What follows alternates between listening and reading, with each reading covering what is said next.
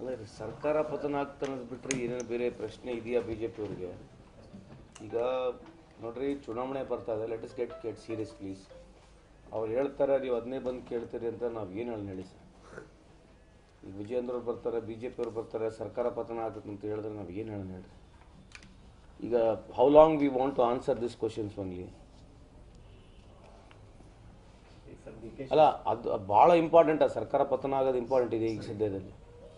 ಆಗ ಟೈಮಿಗೆ ಹಾಕಿ ಬಿಡ್ರದು ಯಾಕೆ ಆಗಲ್ಲ? ನೀವು ಹೇಳ್ಕೊಂಡು ಕುಂದಿರ್ತಾರೆ, ಇವ್ರು ಬೇರೆ ಕೆಲಸ ಇಲ್ವಾ? ಈಗ 10 ವರ್ಷದಲ್ಲಿ ಏನಾಗೈತೆ ಅನ್ನೋದು ಅದ್ರ ಬಗ್ಗೆ ಚರ್ಚೆ ಆಗಬೇಕಲ್ವ ಮೇಲವಾಗಿ.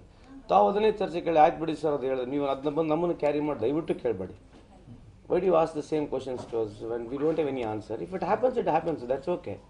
If the predictions come to let it come to, but how many times to answer the same question? Actually there is no meaning to it.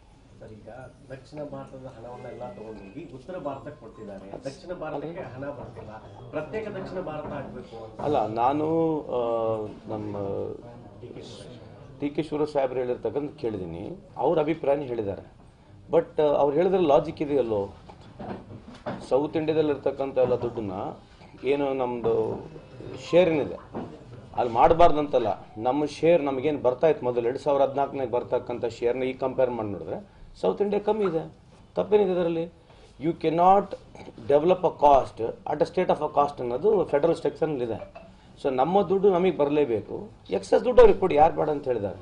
Central ಏಡ್ನ ಜಾಸ್ತಿ ಕೊಡಬಾರ್ದಂತಲ್ಲ, ಆದರೆ ನಮ್ಮ ಹಣ ನಮಗೆ ಬರ್ತಕ್ಕಂಥ ಹಣನ ತೊಗೊಂಡು ಅಲ್ಲೋಗಿ ಡೆವಲಪ್ ಮಾಡ್ತಕ್ಕಂಥದ್ದು ಸರಿಯಲ್ಲ ಅಂತ ಅವ್ರ ವಾದ ಇದೆ. ಅದಕ್ಕೆ ನನ್ನ ಸಮರ್ಥನೆ ಇದೆ. ಅದಕ್ಕೆ